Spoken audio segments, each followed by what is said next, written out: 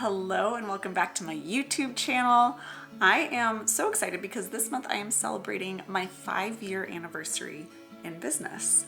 And what better way to start celebrating than by answering some of the biggest questions that you have about business. Over the last 5 years, I have built a business from scratch as a money mindset coach, human design expert, and business coach.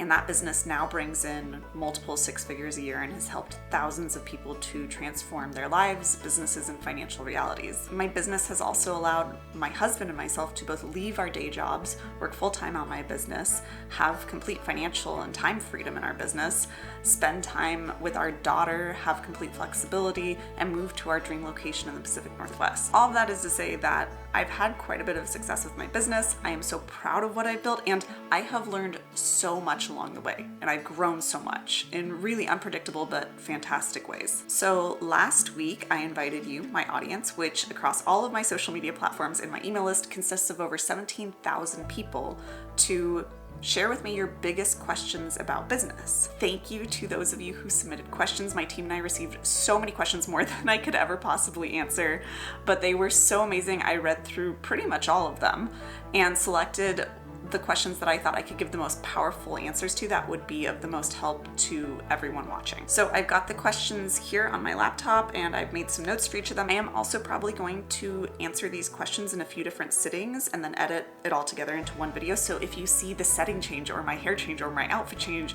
or the lighting or anything like that, just know that that's why. I hope the information in this video will be helpful to you and either serve as inspiration or guidance on your entrepreneurial journey. And yes, I did cut my hair.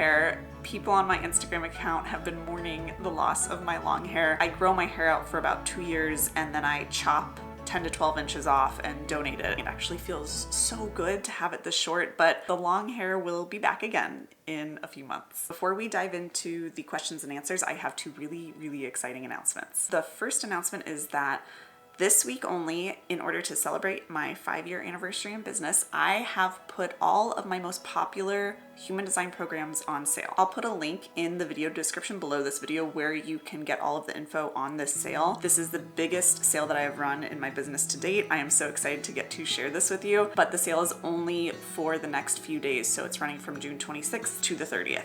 That's it. So if you want to grab my most powerful programs around human design for money, business, or how to become a human design reader, that is all available in the link in the description below this video. And if you were watching this after June and you missed the sale, no worries. All of those programs are still available to purchase at any time at the full price, and the full price for all of these things is pretty affordable. The second announcement is that I am so thrilled to announce that I am offering a brand new free series and way to work with me in July. Starting on July 20th, I am going to be posting a free series of videos here on my YouTube channel that documents every single step I take to create and launch a brand new offer in my business. It's called Launch With Me, and it is going to give you a front row seat to a brand new launch in my business. We'll be going over offer creation, pricing, launch strategy, marketing, content creation, sales, mindset, embodiment, energy, how I navigate self-doubt, how I use my human design to launch successfully, everything that's included in a launch. I have done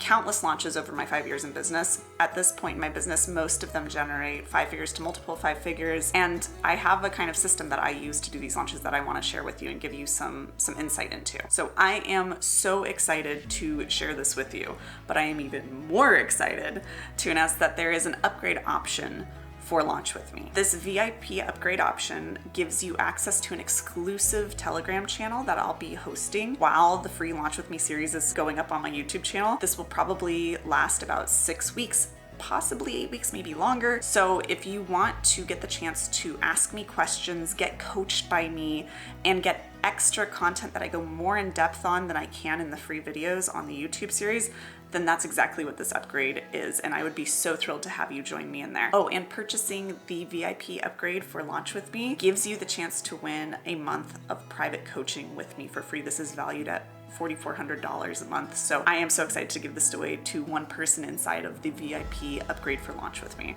The VIP upgrade price is just $99 for the next 4 or 5 days. So again, through the end of June.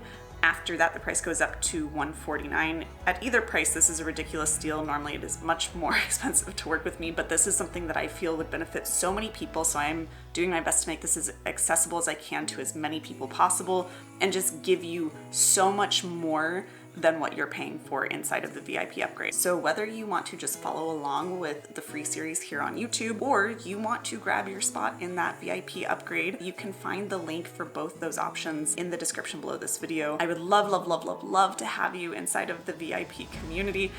Getting to work with people and getting to answer your questions in there is what I love to do. But if you just want to do the free version, I'd love to have you join me for that too. It's going to be so fun. It's going to really peel back the curtain and give you a peek behind the scenes of what it looks like to create and launch something brand new in a multiple six-figure business. Launch with me is just it's gonna be so fun. I can't wait for it. I cannot wait. All right, we are going to dive into the questions now. As always, take what resonates with you and leave what doesn't from the guidance that I offer here. At the end of the day, you are the only person who knows what the right decisions are for your life, your business, yourself. So what I'm offering here is just my perspective. Do not take it as a rule or gospel or let it put you in a box in any way. I want you to really just take what you need from this video. Feel free to use the timestamps in the description below to skip from question to question. If some questions just don't seem like they're what you need, you are welcome to jump around in this video. All right, let's dive in. These are really great questions, so I'm excited to get into them with you. This question is from Jess. Jess said, thanks for offering this. The first question I have is how? How did you make $20,000 months in less than 2 years of starting your business? What were you selling? This kind of massive monthly revenue feels so out of reach for me, and I'm 3 years in. I've barely had 4-figure months, let alone 5. Designing my programs and offerings has been so difficult, so I feel like I haven't found the right thing yet to put all my weight behind and scale. I'd be interested to know what your business model was and how you got there. I'm an emotional generator, 4/6 by the way. And second question, what was the message you needed to hear years ago? I love this question. This was the first one that really, really caught my attention and got me so excited to answer. My first 6-figure year and my first 20K months happened in the first about 1.5 to 2 years of my business. Before that, I will be honest with you, it was a struggle. I was not doing well consistently on an income level. There were months where I made $0. There were months where I made $2,000. Maybe we had like a 5K month in there somewhere mixed in.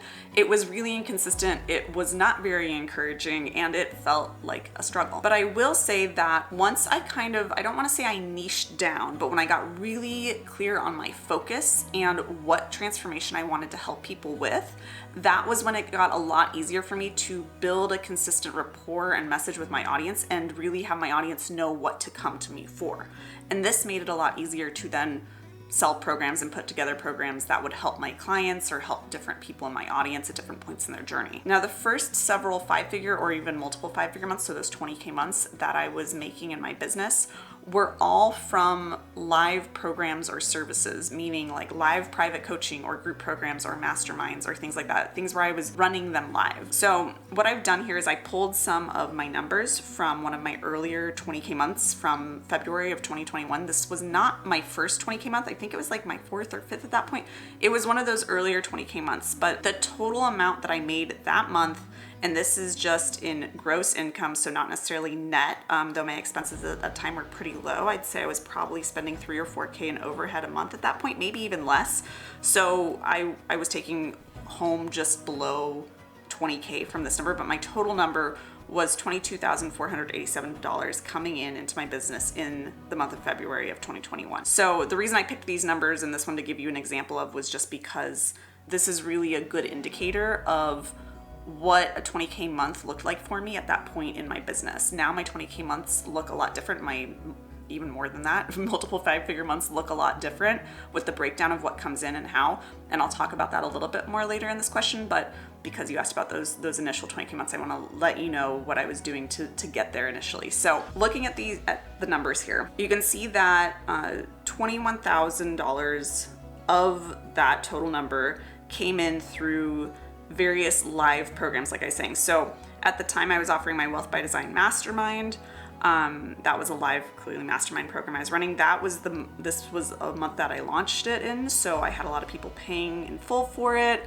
I had some payment plans, different length payment plans all here for that program. So that was a lot of the money that came in that month was from my mastermind. I also had my Wired for Wealth program that was ongoing. So this was something that I had started a month or so previously. It was a year-long program where there were a lot of people on, not a lot actually, most people paid up front, but there were people on the payment plan. So that's where this amount of money came in here, $2,800. And then these other purchases, I think at that point, were maybe just some $25 passive masterclasses, maybe not. I'm not even sure. I'd have to go look what that $700 was, but that was a very insignificant amount of the overall amount of money coming in. Now on top of that, I also booked 7 human design readings, it looks like, in that month. My calendar at the time was pretty far booked out in advance, and so I would book a couple each month, but they would be paying for calls that wouldn't happen for like a month or two. So I booked 7 that month for a total of $1,432. So those numbers together give us that final number of $22,487 coming in that month. Like I said, all these, the live human design readings, the programs, they were all things that I was running live. So I had calls each week for my mastermind, and I had modules going out each week. In Wired for Wealth, I had a module going out each month and a monthly call. And then clearly for the live human design calls, those were hour-long calls, one-off calls with people. That's the breakdown of what one of my earlier 20K months looked like. Now in 2020, I had a miscarriage. It was my first pregnancy ever, and I miscarried. And that was, of course, difficult emotionally. It was also very difficult on me physically. It was a long, drawn-out thing. It was complicated. And it was a big wake-up call for me that I needed to change things in my business, because during that time, it was really hard for me to show up for my calls mentally, but also physically. And because I had so many calls on my calendar and so many modules I was creating for my live programs, I found that it was unsustainable, really. And it got me thinking, because at this point my husband and I were trying to start a family and trying to have kids, and it got myself thinking that when I do have a viable pregnancy and I do have a child and a family, am I going to want to be doing all of these calls? Am I going to want to have all these commitments on my calendar? And really, when I say all of these calls and commitments, I'm a human design projector. If you don't know what human design is, I'll try to remember to put a link below for a video that explains that. But if you're just an entrepreneur, you don't need to know. It's just a spiritual modality I use in business and have built the business around. So as a projector, I only was maybe doing 2 or 3 calls a day, but I was doing that like 3 or 4 days a week maybe. And just that amount was draining for me when I was going through my miscarriage. So for me, that was really the wake-up call. That was like, if you are trying to start a family, how much are you actually going to want to be on these calls? How much energy are you going to have to give to your clients and to these calls ongoingly? Is this really what you want your business to look like for the next several years or for forever? And the answer was no.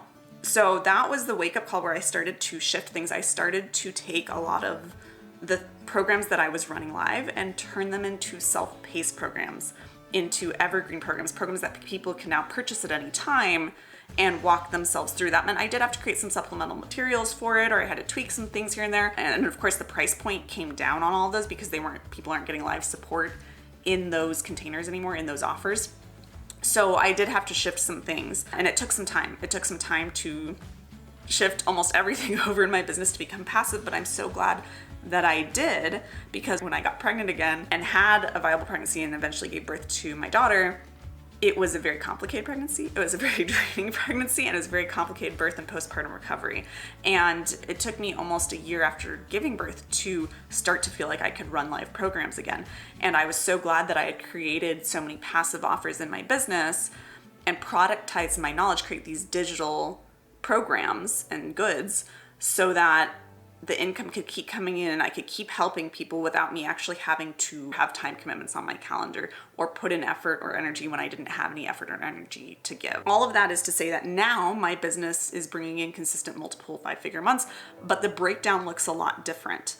Oftentimes, I'd say about 80% of what's coming in, of at least 20K months, if not 30, 35K months, is made up of those passive program offers, which are all the things that are on sale right now, by the way. So you can go check out, those are like my 4, I believe, highest selling offers or self-paced programs in my business.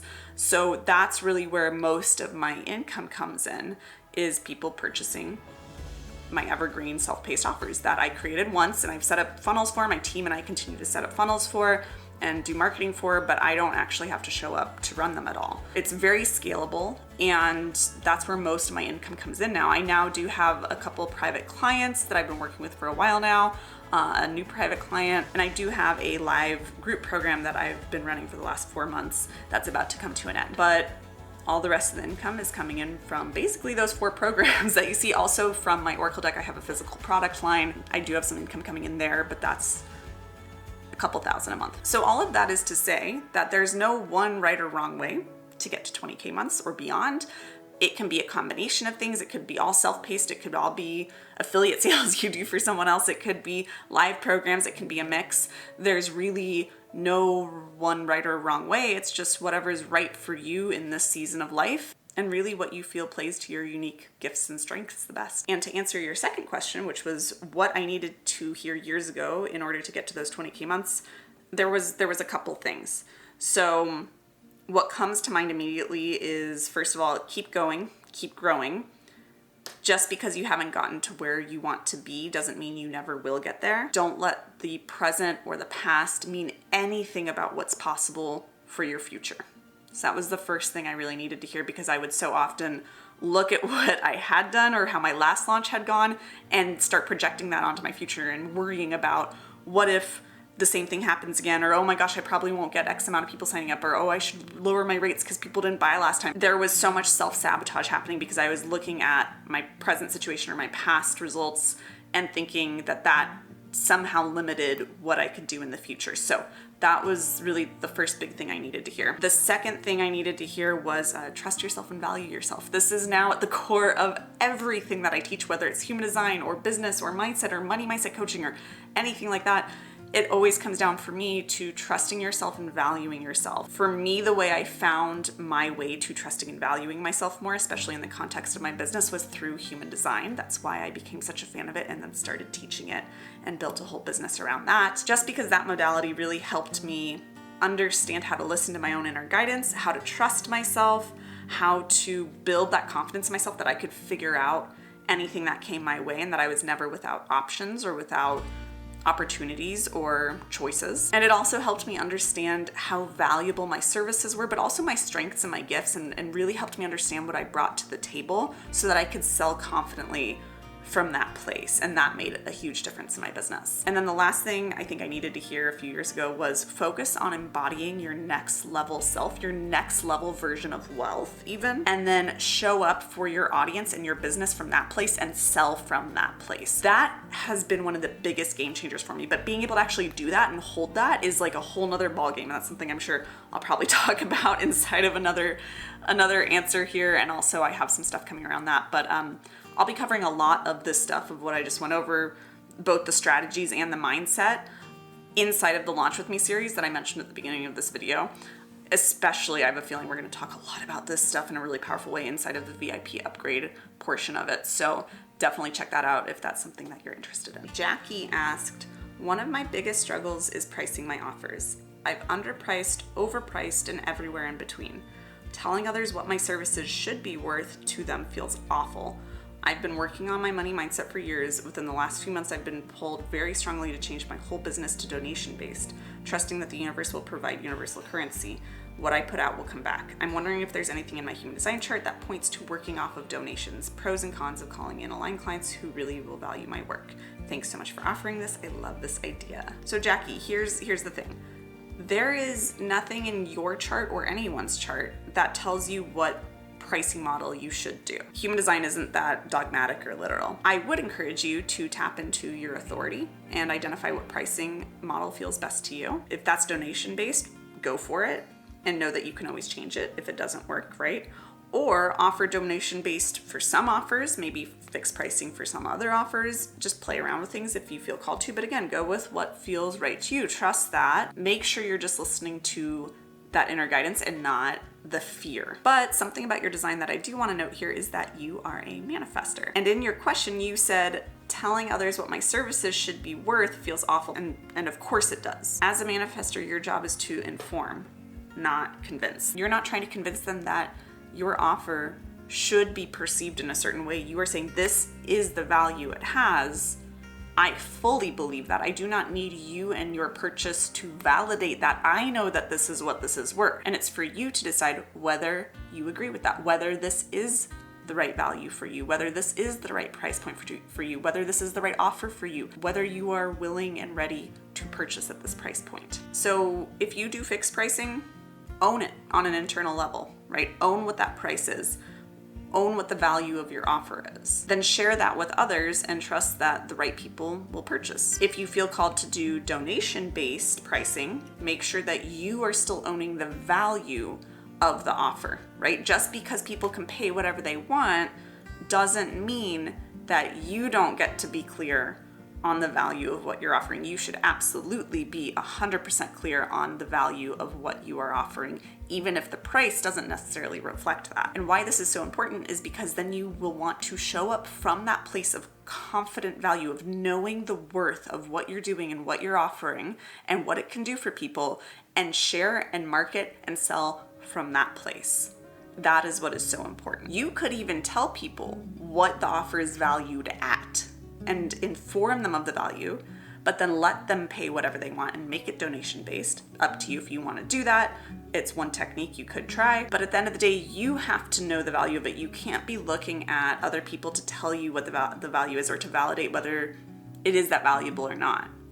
Because even if you put something out at a price point and no one purchases it, it might not have been the price. It might have been the way you marketed it, or you might have been speaking to the wrong kind of client, or speaking to the wrong issues, or focusing on results that they didn't really care about, right?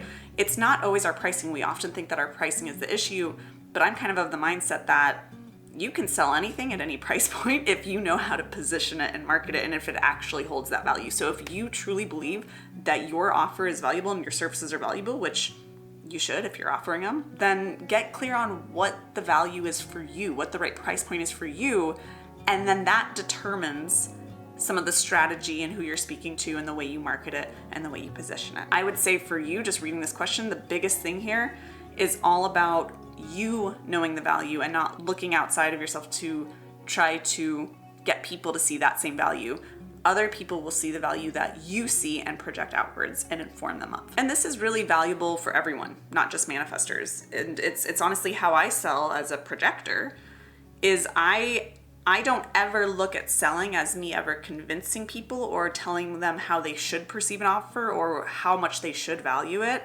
That's, in my opinion, not my job when I'm selling. My job is not to convince people to purchase at all. Instead, my job when I'm selling is to know the value of what I'm doing, show up and talk about that value fearlessly and without any sort of self-editing, and giving people enough information so that they can decide whether the offer is right for them or not. That's really all my job is when I'm selling. That's how I look at it, is all I need to do is give people enough information so that they can decide whether this offer is right for them or not. Because I don't want people buying who aren't the aligned customer, who aren't the ideal client. I don't want people who are dissatisfied with it or who are not meant for it and are gonna drain me by being an ill fit for it.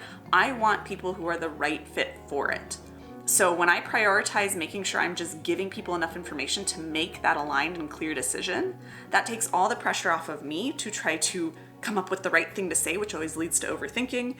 And it also takes the pressure off of the buyer, and it helps them really get to that clarity without having those walls up around, is she trying to convince me to purchase? I'll often even tell people, I'm not trying to convince you to purchase, or if this isn't right for you or you're not sure, don't purchase, right? I will often say those things because one, I mean it, and two, it helps them take that pressure off and really understand, do they truly want this? Do they truly value this? Do they truly need this offer that I'm giving them, right? So just some thoughts there if it's helpful for you.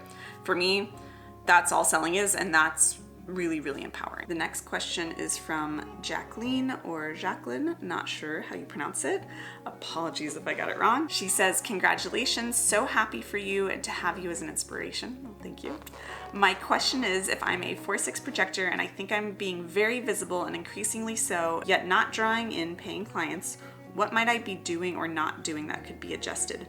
For context, I'm a former corporate leader that teaches women how to advocate for their ideas, needs, and value, aka ask, with clarity, confidence, and conviction. I have a 4-step process that builds the conversation and confidence, and have been marketing it as an online course and a book since I'm 2 weeks from maternity leave. I've had pretty good luck with live work, but my splenic authority has said hell no as pregnancy has progressed and driven me toward offering the course and book. Thank you for considering this. So I feel you. When I was pregnant, like I said earlier in this video, I had zero energy to do live sessions, especially once I reached about like the third trimester. I was done. And having digital products really saved my business at that time, especially postpartum. Now, without being able to look at your business and your offer and your marketing strategy, I can't say for certain what the issue might be here, but just from what you've written about your offer, the way you've described it, the thing that stands out to me is that it's maybe the way that you're marketing or talking about your offer that could be the bottleneck for you. Specifically, I want to make sure that you're clearly communicating the tangible results that your ideal client will be working toward, whether that's through your course or your book or your coaching or whatever it is. Now, the reason I'm bringing this up, this concept of talking about your tangible results when you're marketing or selling for your offer, it's when I'm reading your question, the part where you say, for context, I'm a former corporate leader that teaches women how to advocate for their ideas, needs, and value, aka ask with clarity, confidence, and conviction. I have a 4-step process that builds the conversation and confidence.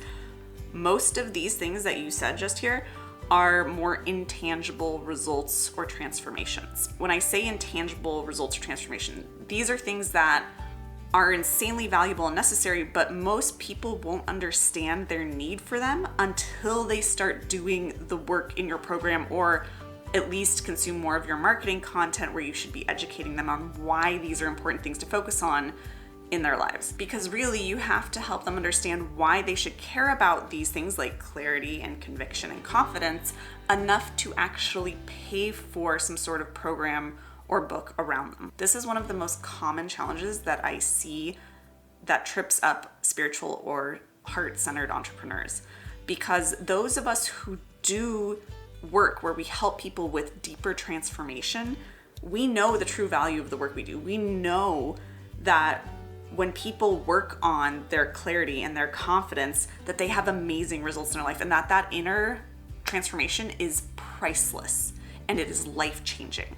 But if we can't put into words how it changes someone's life, or the more measurable or quantifiable results they will see as a result of having these deeper transformations, then we aren't painting a clear enough picture of why they should care enough to invest in our program or book or services. So how we go about fixing this is we have to make sure that we are owning the tangible results that our clients can get from working with us. This means we get to own our own past results of like what happened for you when you started focusing on building up your confidence and your clarity and your conviction and being able to ask for what you needed. What changed in your life? Beyond the internal state, what changed external to you? Did your relationships improve? Did you start making more money because you were confident in asking for a raise or expressing your ideas in your job?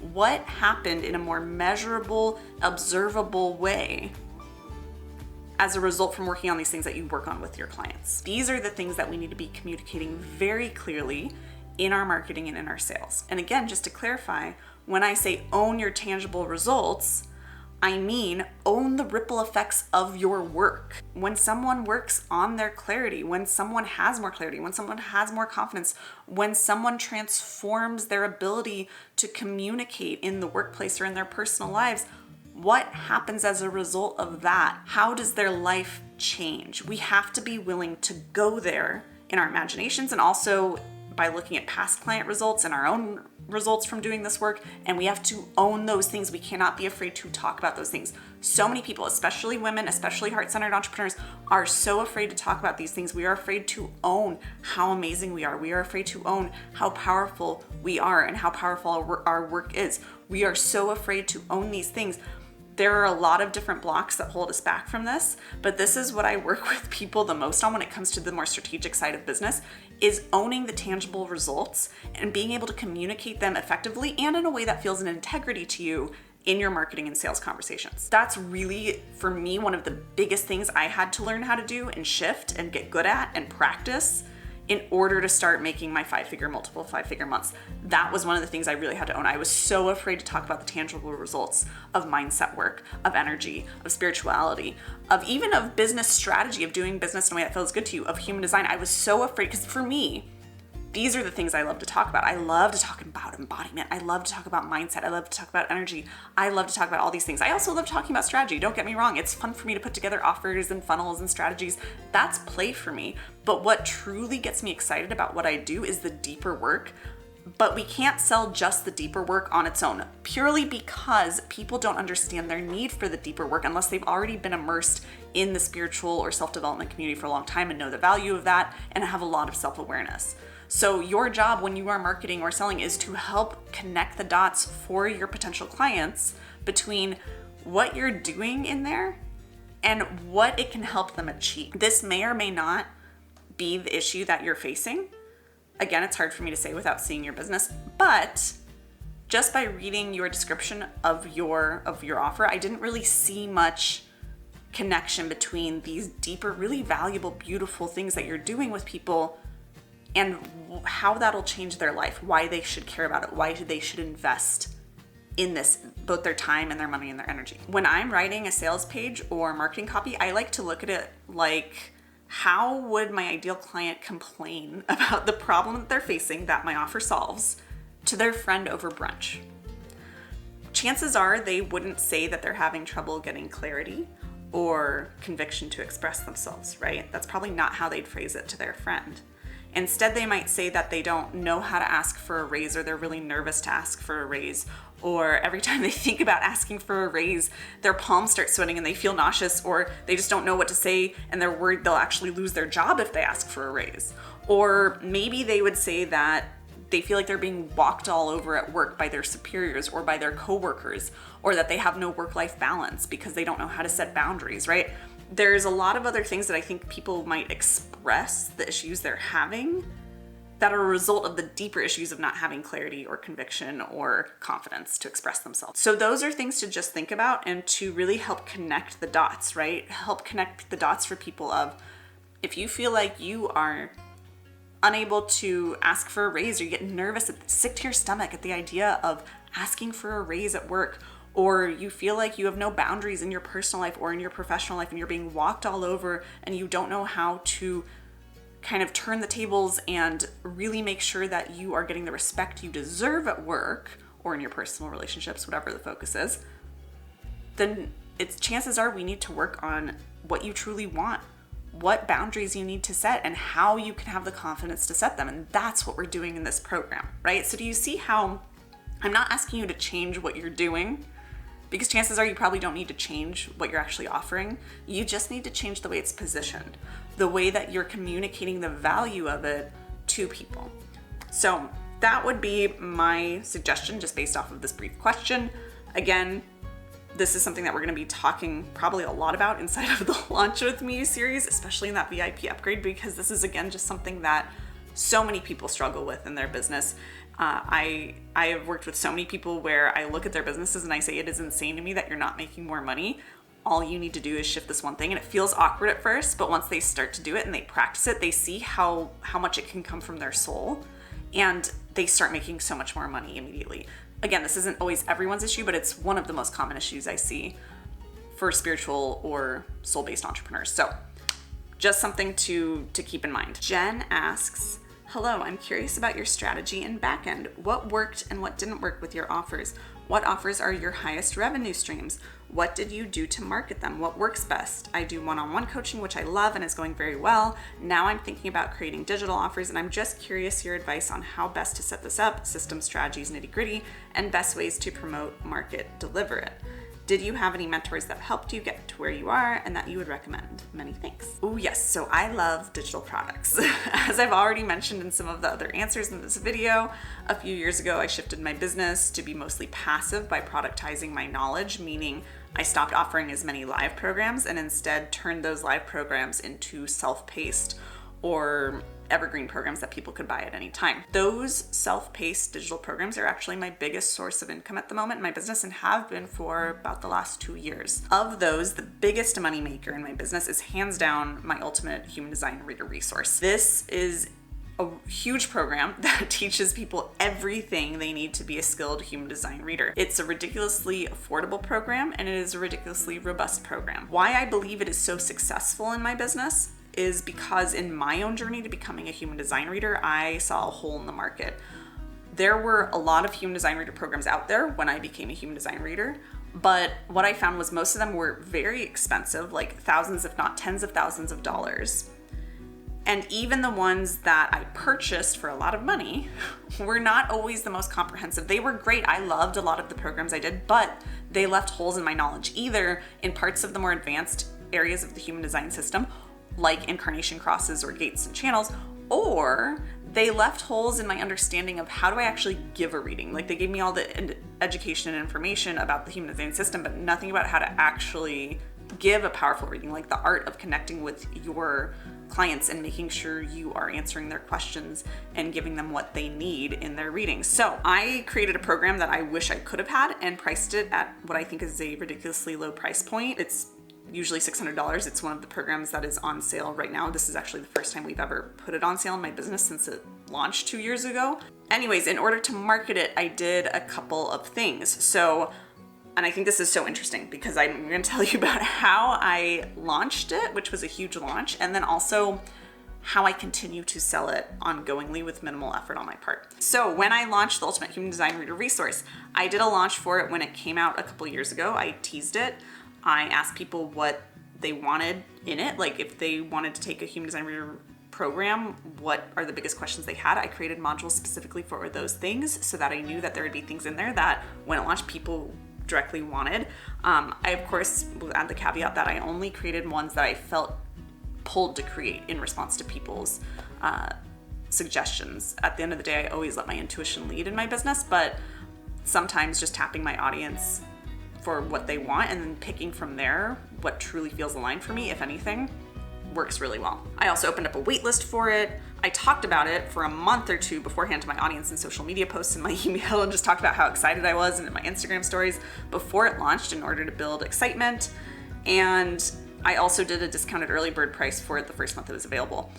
That launch resulted in a $35,000 month, I think. I believe that was my highest month at the time. I'm not sure about that, but it was definitely up there. Most of the income from that $35,000 month was from the launch of the Ultimate Human Design Reader resource, because I already had a very warm audience for human design and I put a lot of energy into creating a really beautiful, comprehensive product at a steal of a price and teasing my audience about it, like informing them about it, letting them know it was coming and building up the excitement. Now, to sell it ongoingly looks very different. I have a few things that I've done and that I continue to do in order for it to continue to make quite a bit of money every month.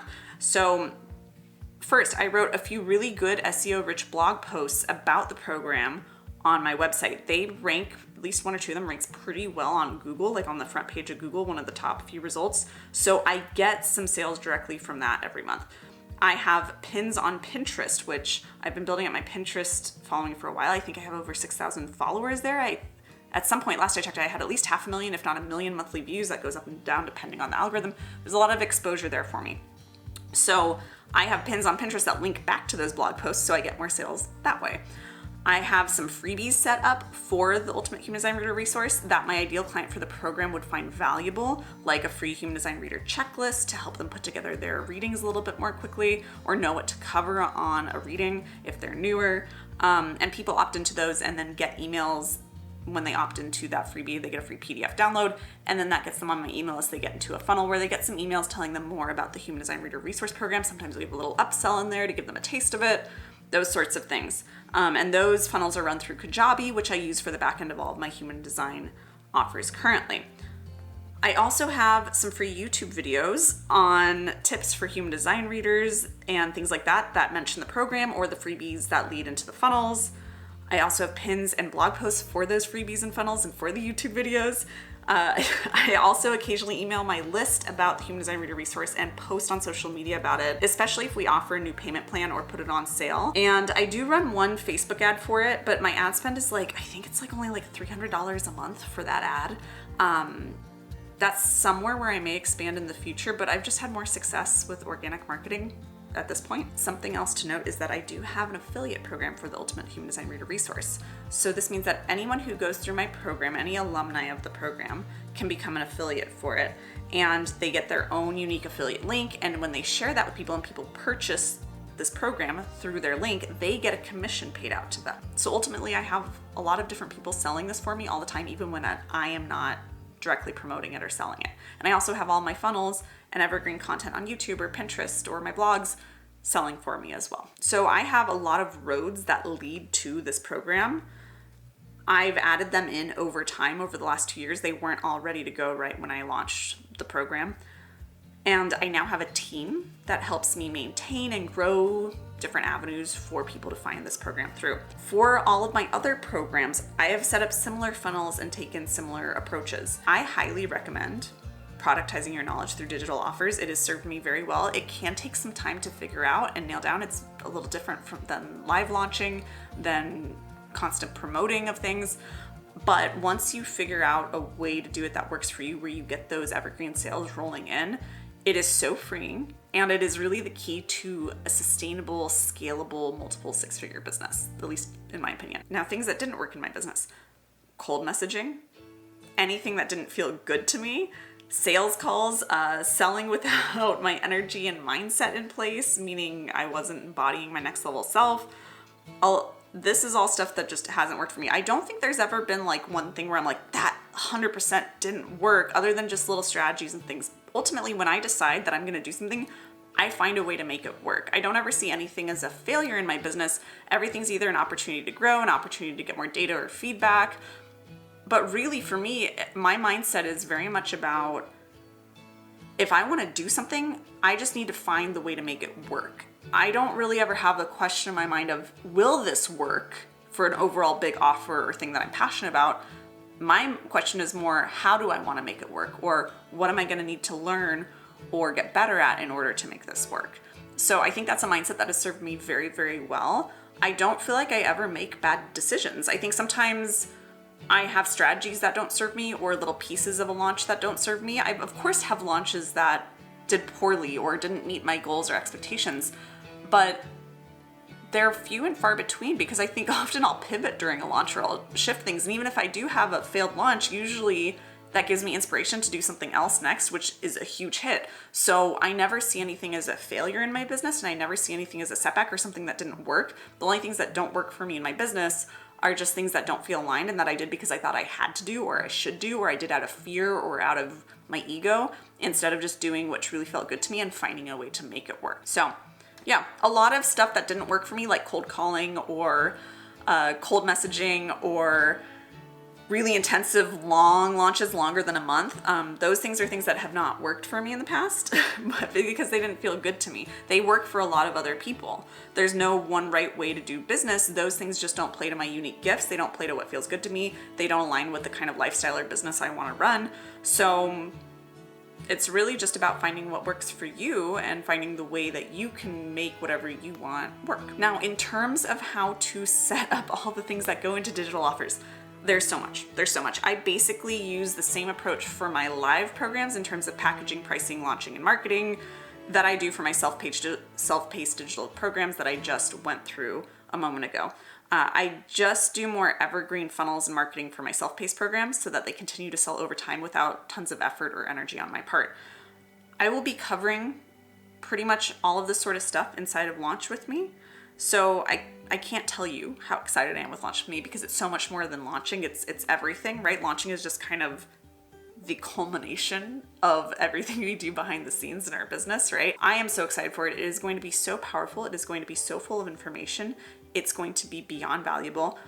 Definitely jump into the VIP upgrade for it while it's on pre-sale right now, or just at full price because it's still a steal if you want the most value from that. Otherwise, even just the free series is going to be powerful. But I wish I could, otherwise I'd be doing a whole 5-hour training on the back end of things here, right? So definitely check that out, because I think that'll probably answer more of the questions of the back end and the structures and the flow of things and the workflow and all that sort of stuff. Now for your question about mentors. So for this sort of stuff with systems and structures and digital products, I actually figured most of it out on my own by studying a lot of other people and just observing what other people were doing. I've had some fantastic mentors, but most of them were mindset or like energetic business coaches. I really haven't had a lot of coaches who focused very heavily on strategy, and those that I did found that they were focusing on strategy that didn't play to my strengths. So for me, I've learned over the years that I am my best guide for creating the strategies and structure of my business.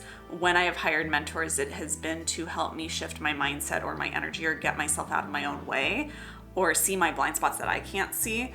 Typically those things for me have been more internal and not so much the strategy. But I will say that it wasn't until I started trusting myself and trusting that guidance and believing that I could learn and figure out on my own what the best choices were and make the best choices for me and let my intuition or my inner self guide myself. It wasn't until I did that that I started making multiple 5-figure months in my business. I do still invest in education for myself, but nowadays I don't have a private mentor. I haven't for a couple years, actually. It just hasn't been aligned for me. I haven't felt that need. I've leaned so deeply into my own self-trust, and amazing things have happened from that place. This isn't to say that I will never have a private mentor or high-level mentor again.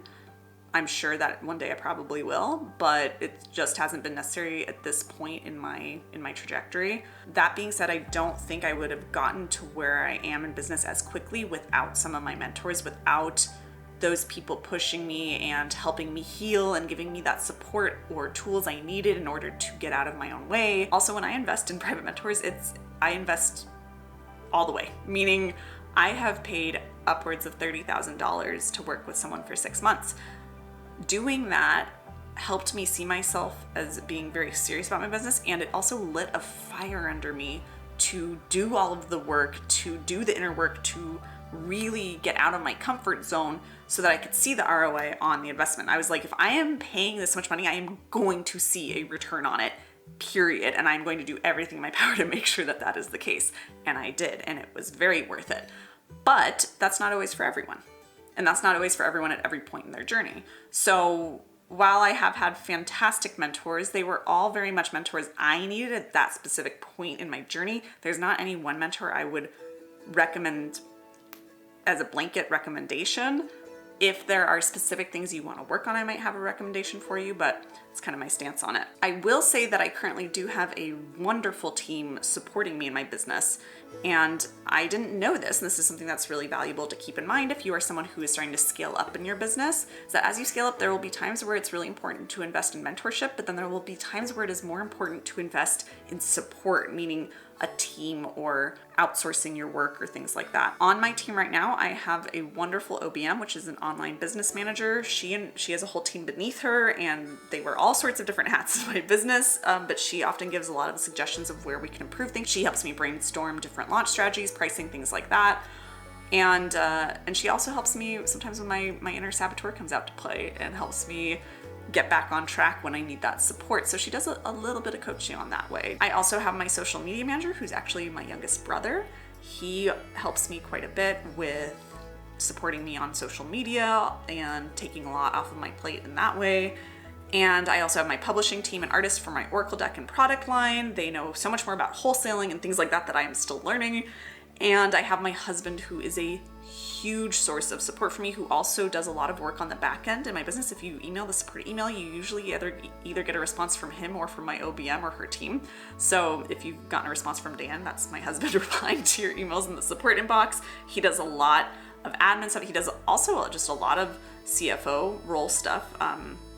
I always like to be very hands-on with the finances in my business. Of course, I'm a money mindset coach, but having someone to help do more of the taxes and more of that side of things and be in charge of the people, like our accountant and our tax attorneys, that's really helpful to have as well. And then beyond that, my husband's just freaking amazing, and not just the most amazing partner and parent you could ever ask for, which he is, but also just one of my biggest confidants and supporters in my business. And he's always talking me up and always getting me out of my own way when I fall off the path. Okay, so Caitlin has 3 questions here. I'm going to answer all of them for you. The first question is, what gave you confidence and how did you first start making money through sales? So for me, the confidence had to start with my mindset. And I think that's where most people's confidence starts. Personally, for me, it was my money mindset. I had so many limiting beliefs around money, around sales, around debt, around all that sort of stuff that I needed to work through before I was ready to start receiving 10K, 20K months, 6-figure years, all that sort of stuff. And then once I had healed a lot of my limiting beliefs, I had to learn to really own the value of what I was selling, similar to what I was talking about in a previous portion of this video. I had to stop playing small and saying things like, who am I to do this? Or why would anyone want to work with me or to purchase this offer? And instead ask myself, why am I qualified to do this? And why would people be lucky to work with me or to purchase this offer? Once I had that locked in and I got really solid on my worth and what I was bringing to the table and my value and the value of working with me and what I could do for people, I had to then embody that value. I had to embody the next level version of me, the version of me who already had 20K months. And then I had to show up and sell with that level of confidence and that level of belief in what I was doing. I had to carry that energy and then I had to hold that energy. And this is something that I think is such a game changer at any point in business and any point with money. And I have something really exciting. I'm not ready to tell you what it is yet, but I have something really exciting coming around this in probably August, September. This is actually going to be a lot of what we're launching with the Launch With Me series. Is going to be something around embodiment in business. And I'm so excited for it. I've been thinking of this for months, like at least half a year, no, like 7 or 8 months at this point. I cannot wait to share it with you guys. But this was a huge piece for me, was embodiment in my business, embodiment of that wealthy version of me, of that next level version of myself. And then the last piece for me on a more strategic level was getting better at selling. That was really the more strategic piece I had to get better at. Particularly, I had to talk about those tangible results better. I didn't really know how to connect the dots between the deeper work I was doing with people, like the mindset work or the human design work or the embodiment work even, and the tangible results that came from doing that deeper work, like making more money, having sold out launches, all that sort of stuff. So I really had to study that skill. I had to practice being able to communicate the tangible results through my marketing content. Keep in mind that most of my sales have for a long time and still do come from content marketing. That means sales pages, social media posts, emails, things like that. I don't do sales calls anymore and I haven't in a long time, aside from if I'm potentially speaking to a new high-end private client. But for the most part, it's all coming through my writing. So that's really kind of the big thing that I had to really start working on to make money and to be able to sell confidently. Also, just keeping in mind what I said on a previous answer in this video was just making sure that I wasn't focusing on trying to convince people to purchase. Whenever I did that, I overthought and got in my own way and made stale content and didn't get the sales I wanted. And instead focusing really just on making sure I was giving people enough information about a program so that they could decide whether it was the right fit for them or not. This means that I also need to own how valuable I believe the program to be, how valuable I know the program or offer to be, so that I can communicate that to people. That's part of them having all the information, right? So these are the things that I really had to work through and helped me have that confidence in my ability to sell. Okay, your second question, Caitlin, was what were blocks that you had to overcome and how did you overcome them? Oh my gosh, I had so many blocks. So many, I cannot count them all. I still have blocks that I am learning to heal on newer, deeper levels as I achieve new things in my business and create new goals for myself in my business and reach new levels. We're always healing and growing and finding those areas of ourselves that need some attention or some love. I really believe that we're never done growing and healing and overcoming things. And that's honestly one of my favorite things about being an entrepreneur.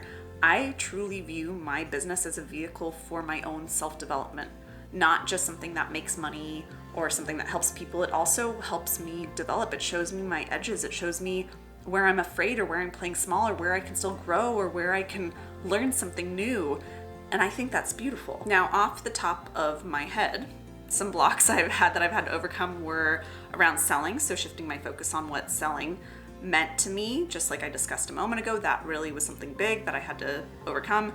I had to get over the block of not being able to hold the embodiment of my next level self for very long, and also that I could sell consistently from that place and have consistent money coming in. Really, self-sabotage and self-doubt are the biggest things that have pulled me out of that embodied next level state and continue to do so. Those are some of the biggest things I still have to be aware of when they pop up, because I think that's just part of the normal human condition. Unless you reach enlightenment, I think we kind of always struggle with a little bit of self-doubt at new levels, right? You just get better at managing it and not letting it take control. Another block was worrying that my clients wouldn't get results. I realized that the fear of my clients not getting results was holding me back from being able to deliver results to the people I could help. And then I honestly had such a huge block that came from childhood and from my personal life, where I subconsciously believed that anytime someone paid me money or gave me money, I was hurting them in some way, like they would suffer. And this was a subconscious belief that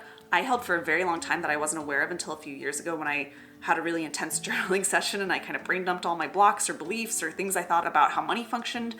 And that was one that came up. And when I saw that and became consciously aware that I had this belief that I was a bad person for accepting money from other people, my heart kind of broke that there was a part of myself that believed I was a bad person at my core. And just becoming aware of that helped me to stop that from running on autopilot and self-sabotaging myself. But also for this and for everything on this list and all my other blocks, most of what I've done to overcome them has been mindset work. That's why I teach what I teach. Modalities like human design and inner child healing and light work and things like that have helped immensely. But for me, it always comes back to your mindset, right? There's a lot of different ways to access that and to cultivate the mindsets you need, or shift beliefs or shift your perceptions. But at the end of the day, for me, it always comes back to mindset, because that's what we can control. That's in here. And really all of our lives are happening in here. I've done a lot of mindset work on my own, but also through working with mentors, through books and programs I've read or taken, through my own programs and modalities I've created. Mostly now, I have gotten very good at just kind of guiding myself through things when I identify a block, because I've been doing this for years and years now, and this is what I help other people do. So a lot of times I'm very good at guiding myself through it with my own various modalities, through journaling, things like that, through meditation, through visualization, through light working, through human design in some cases. So that's really how I keep working through things, is just focusing on my inner state, on what I can control, and continually shifting my mindset and upgrading it. Okay, and your last question, Caitlin, was how did you find your audience and what did you do consistently to show up and sell consistently? So at first, when I started my business, I created a private Facebook group, which I still have. I'm just not as active in it anymore. But that was where I built my audience up for the first, I'd say, year or two, maybe even 3 years. Yeah, for the first few years of my business, I really focused on building up my Facebook group. I did that by offering free valuable trainings and resources inside of the Facebook group, and I would talk about those free valuable trainings or resources, like free challenges or free training series, in other Facebook groups where I was allowed to promote my own offers, or on other parts of the internet, right? So I would just tell everyone, hey, this amazing free training is happening inside of my Facebook group. It's free, you just have to come join this Facebook group. And then people would come join because they want the free thing. I used that method and really consistently put out new valuable content, probably at least once a month for like a year or so, just to build that up. And I was also selling things along the way, but that was how I really grew my audience. And I just kept doing that. And some things would grow my audience more than other things. And I just kept doing it and learning what worked and what didn't, and adjusting and continuing to show up and do it that way. For a while, I did consistent Facebook Lives in my Facebook group to connect with my audience and give some value. Sometimes they'd be Q&A, sometimes they'd be a quick like little riff or training on a topic that I think would be valuable for them. And then once I started to want to get away from just being on Facebook, I started growing my email list by doing the same thing, where I had some sort of lead magnet, right? Like a freebie that was really valuable that my ideal audience would want. And all they had to do was just sign up for my email list to get it. It was the same method. I've used that to build up my email list as well. I still use that method to this day. I've done the same thing for other accounts. Some platforms like Instagram and Pinterest and things like that, I've played more to their algorithm, done more like keywords or SEO or hashtag. But really, yeah, the big thing is always just providing value. I've found whatever way feels good to me to provide whatever value I want to provide. That's what I do. And I just ask myself, if it's been a little bit, if I feel like my sales are dipping a little bit, or if I feel like I'm not feeling very connected to my audience, I ask myself, how can I give some value? How can I give some value? Or sometimes I just have ideas, like for this AMA video, I just wanted to connect with you guys, where I wanted to give some value. I wanted to celebrate my 5 years in business. So I was like, what value can I give? I didn't have one clear idea. So I just figured I'd let you guys ask me what you want. And then I'd answer the questions that felt the best to me, or the most intuitively appealing to me, or the ones that I felt I could give the most powerful answers to. I just show up and give value in whatever way feels fun or aligned or right for me, and I just do what I want as long as I'm giving value. But yeah, don't overthink it. Study things, learn new things, improve. Of course, those things are great, but also just have fun. Like, people want to be around people and buy from people who are having fun, who make them feel good, who make them feel inspired or hopeful. Honestly, I believe that prioritizing happiness or fun or joy or alignment or whatever you want to focus on in that vein in your business is the path to the money or impact you desire. So often we think that once we have the money we desire, we'll feel good or we'll feel confident or we'll feel happy or we'll be having fun in our business. But it's really the other way around. When you prioritize having fun, when you prioritize helping people, when you prioritize being confident first, then the money shows up, then the clients show up, then the sales become easy because you're willing to do what it takes. You have the motivation and it's easy to show up because it's fun, because you're making sure that fun is at the forefront of what you're doing, or happiness or fulfillment or meaningfulness, whatever you want to call it. But when you prioritize those things in your business over how do I make the sales, and you go, how do I just have fun and help people?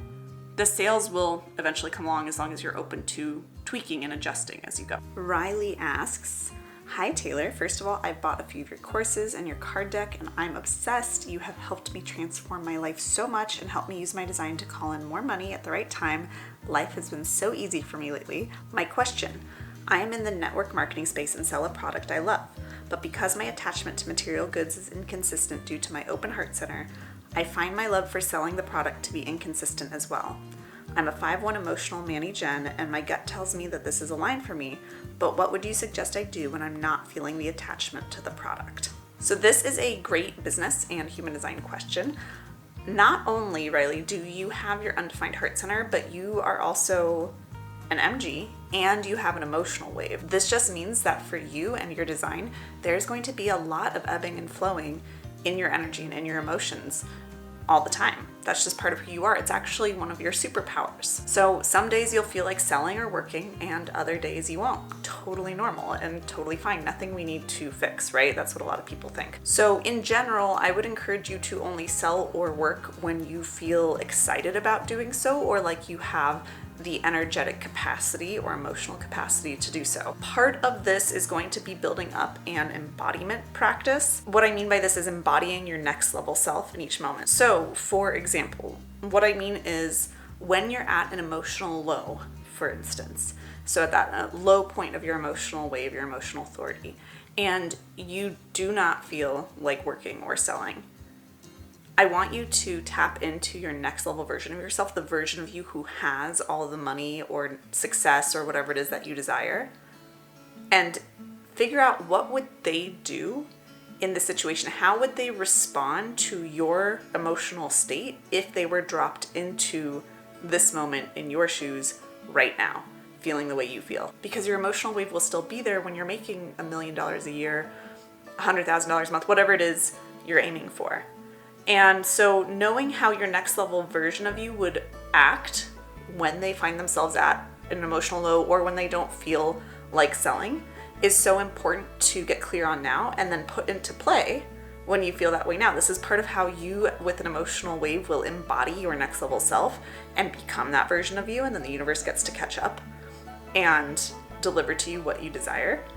But also it's a way that you get to help yourself start shifting your actions and stop pushing yourself to sell. Because my guess is that if you're at an emotional low or you feel like you're not going to sell, your next level version of you probably wouldn't force yourself to show up and sell if you didn't feel like it. Instead, your next level version would probably say, we're good.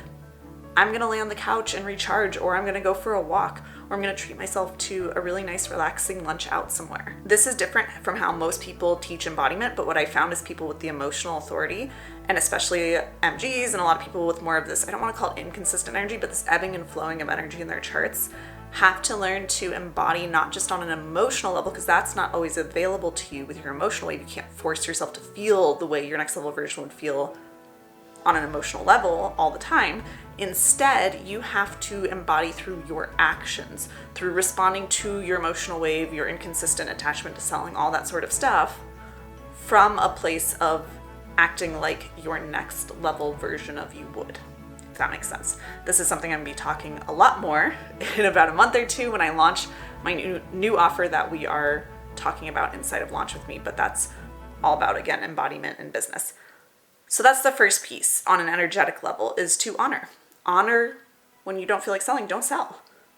Now, I will acknowledge that this is easier said than done, because we live in a society that tells us that if you aren't consistently working or hustling or selling, then you're not going to make money. This is where a lot of these stories come up in the business space of you have to post on social media every day or 5 times a week or something like that. Like there's some magic number that's going to lead to more money for you. That's not necessarily or objectively true. So to make it easier for your ego to get on board with not selling or working when you aren't feeling aligned with doing so, and also just to strategically work smarter and not harder, I would recommend brainstorming ways that you can maybe be selling in an evergreen way. What I mean by this is creating maybe YouTube content, pins, blog posts, SEO rich blog posts, things like that, that allow you to sell your product that you're selling.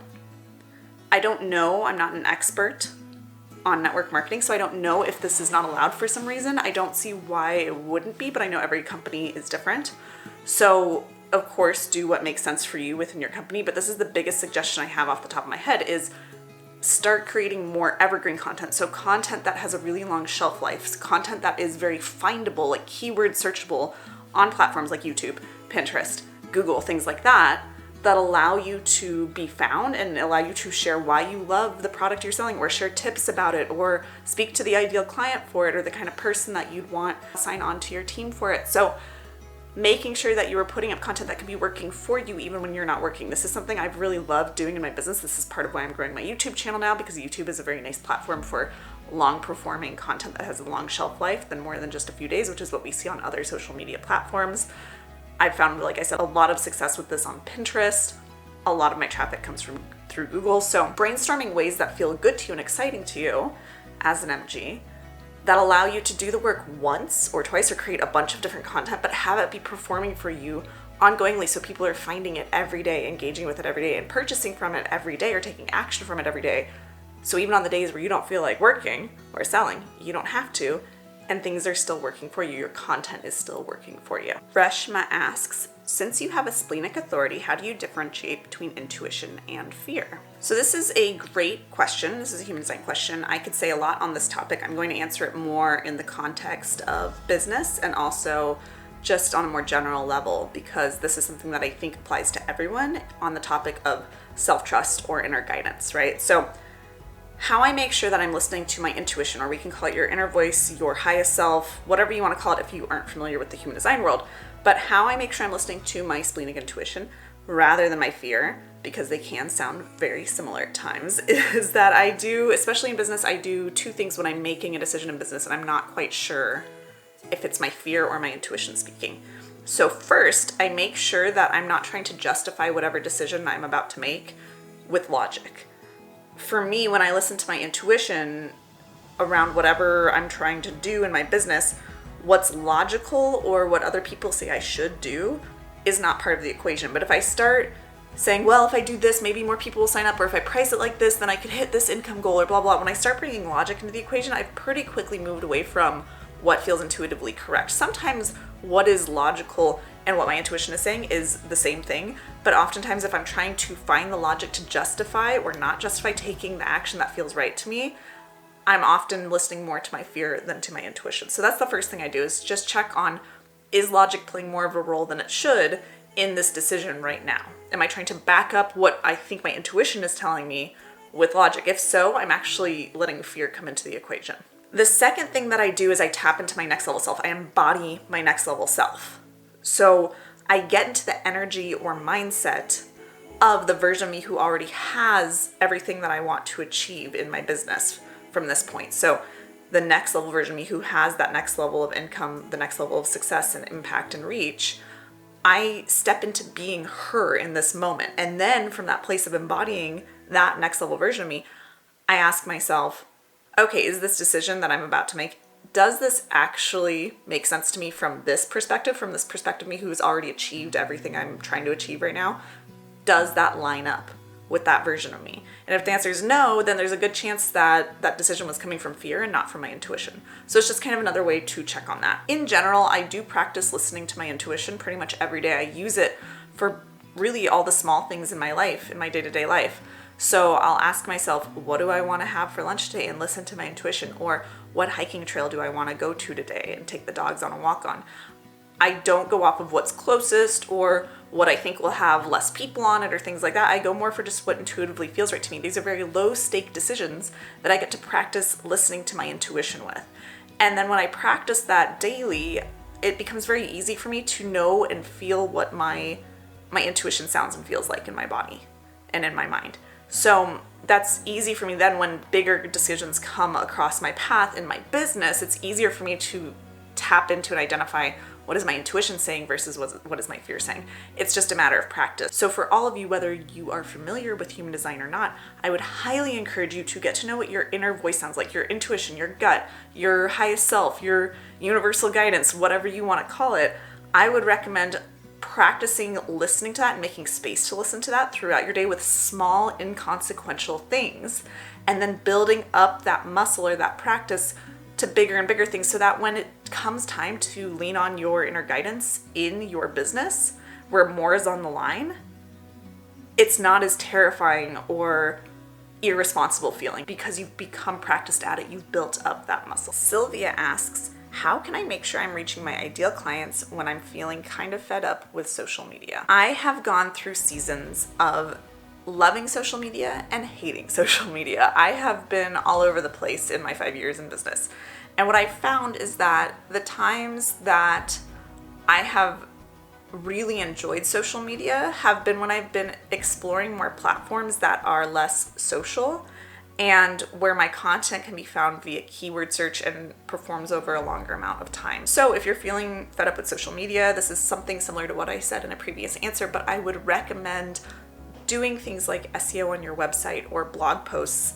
This is really great for this. I've got a lot of people finding me and a lot of traffic through Google or Bing or things like that, just general search engines, because I have SEO optimized my site and created blog posts that are SEO rich, so they're very findable. These are things that I've written years ago and still get thousands of views every month and tons of people coming through, and then those posts guide people to opt into my email list or get a freebie or even buy an offer directly from that blog post. So this isn't necessarily social media, but it's another way that I can leverage the internet to find more ideal clients for my stuff, or help them find me, I should say. I've also found a lot of success through Pinterest. This is something, again, that I've been building up for years and that my team now manages for me. I really don't do anything personally with Pinterest anymore, but every time I create a new blog post or a new freebie or a new piece of a funnel, my team creates pins that lead to those things. And since I have several thousand followers there and I get like 500,000 to 1 million monthly views on my pins every month, it's easy for people to find me. Again, this is not really a traditional social media platform because there's not really a social aspect to it as much. There's a little bit of social aspect, but not much really. It's more about searchability, about playing to the algorithm, which is much more about searching for things and keywords. And a lot of my pins get views for months and months or even years. Or sometimes they're not doing very much and then all of a sudden they take off out of nowhere and get tons of views and repins. So it's really just about exploring other platforms that allow you to create really powerful content once and either repurpose it and give it a longer shelf life, or just having that initial piece of content do better over time. This is just a really great way to leverage the internet to connect more with your ideal clients without having to be on the other social media platforms that feel a little bit more social, that I understand can sometimes bring you down or bum you out or feed into your comparisonitis, right? I've been there, I get there still sometimes. I am not a big fan of scrolling on social media sites just mindlessly because I find myself getting into my head, comparing myself to others, right? If I'm going to be on social media, it is very, very intentional from a personal standpoint. I will also say this is part of why I'm mostly focusing now on this YouTube channel and on being here now and creating content here and doing everything here, because I love that this is a platform where I can still engage with people. There's still comments, there's ways for me to create posts, but ultimately my content that I create can be very powerful, like this video, which is full of information, and it can continue to perform for months or years. it has a very long shelf life, and people can find it through Google searches. They can find it through searching on YouTube, right? I can link it to other social media sites. I can embed it on my website on blog posts, which we can create pins for and make sure they're SEO rich so they're findable via search engines. So I just really love the YouTube platform, and I'm still very new to this space, but I'm enjoying playing with it and just seeing how it's expanded my reach. I have had people find videos of mine that I posted here years ago and I really wasn't trying to do much with. I just repurposed like Facebook live streams or free trainings and put them up here on YouTube, and I've had people find them and then go on to purchase thousands of dollars worth of my programs because they loved that taste of my content they got here on YouTube and the value I provided. So that's why I've really fallen more in love with this platform, and I'm starting to create more here and really focus for the next year or two or more. I'm really intending to really focus building here on YouTube, as well as always building my email list. We always do that as well. So those are kind of my strategic recommendations for still leveraging the internet, but not having to play the social media game quite as much. If those things still don't feel good to you, then you could look more into in-person networking. You could always do that anyways, or just finding ideal clients through your connections, through your friends and family. That's also an option. That's not something I do. It's also not how I'm designed in my human design. For some people that works really, really well, and that's a great strategy. It's completely up to you. There's a bunch of different ways you can build a successful business without being on the social media sites that don't really excite you or don't make you feel good. But I would encourage you to just see if there are other ways you can still leverage the internet, like SEO rich things that are findable on search engines, platforms that allow you to have farther and longer reach with your content, things like Pinterest and YouTube, things like that. I would encourage you to explore other platforms that can give you more reach without having to be as social if that's what's not feeling good to you, because the internet truly is such a powerful tool for building business in a very low cost way. It gives you access to a wider audience as well. So just my 2 cents. Hope that helps. Okay, that's all I have time for, but these were so much fun. Thank you again to everyone who submitted your questions. If I didn't get to your question, I apologize. Be sure to join the Launch With Me VIP upgrade if you want that opportunity to ask me more questions and get to work with me a little bit more closely. Again, the link for that is in the description below this video. And of course, if you are feeling called to dive into any of my human design programs, feel free to take a look at those. The link for that is also in the description below the video.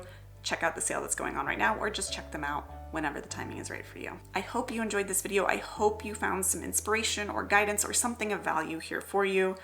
If you did, please be sure to like this video and subscribe to my channel for all the amazing future content coming, including the free Launch With Me series. And let me know in the comments what you took away from this video or what value you got from it, or if you have anything you'd like me to create a video on in the future. I'm always open to suggestions, and if something feels really aligned, I'll make a video on it for you. I'm cheering you on in your entrepreneurial journey and always over here wishing you so much love and abundance.